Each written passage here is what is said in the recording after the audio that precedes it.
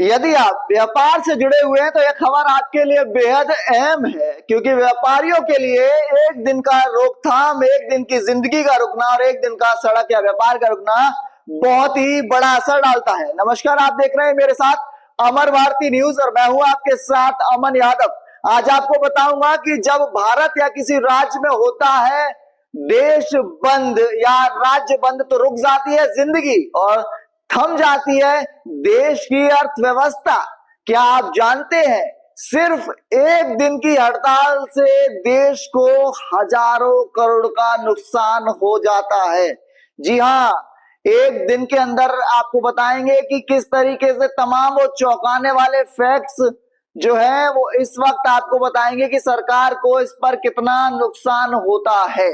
भारत बंद है, बाजार बंद है, दफ्तर खाली है, सड़कों पर सन्नाटा पसरा हुआ है, लेकिन इस सन्नाटे की कीमत करोड़ों में चुकानी पड़ती है। जी हाँ, सरकार को भी और इस देश की आम जनता को भी, जो अपने रोजमर्रा की जिंदगी को चलाते हैं।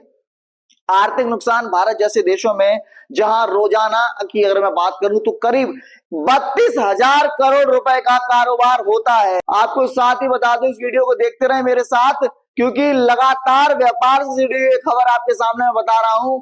इंडिया में हड़ताल से देश को 10 से 15,000 करोड़ रुपए तक का नुकसान हो सकता है यदि आप चक्का जाम करते हैं, मालवाहक वाहन को बंद करते हैं। ट्रांसपोर्ट बंद होने से एफएमसीजी से लेकर मेडिकल सप्लाई तक सब कुछ ठप हो जाता है, सब कुछ सन्न रह जाता है, रुक जाता है। आम जनता पर क्या इसके असर हैं?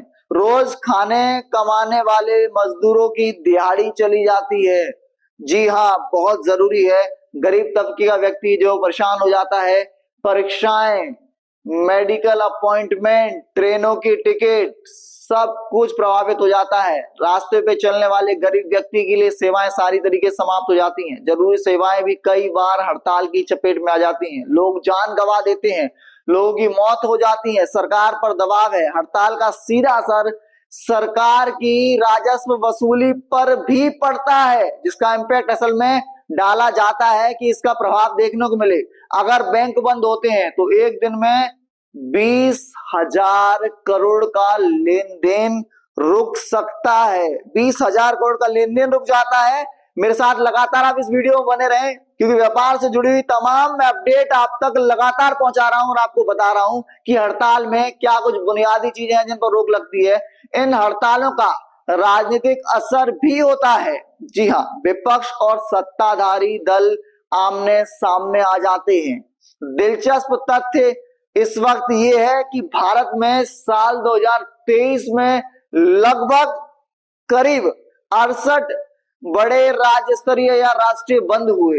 एक अध्ययन के मुताबिक आपको बताते हैं कि क्या रहा भारत के बंगाल और केरल जैसे राज्यों में।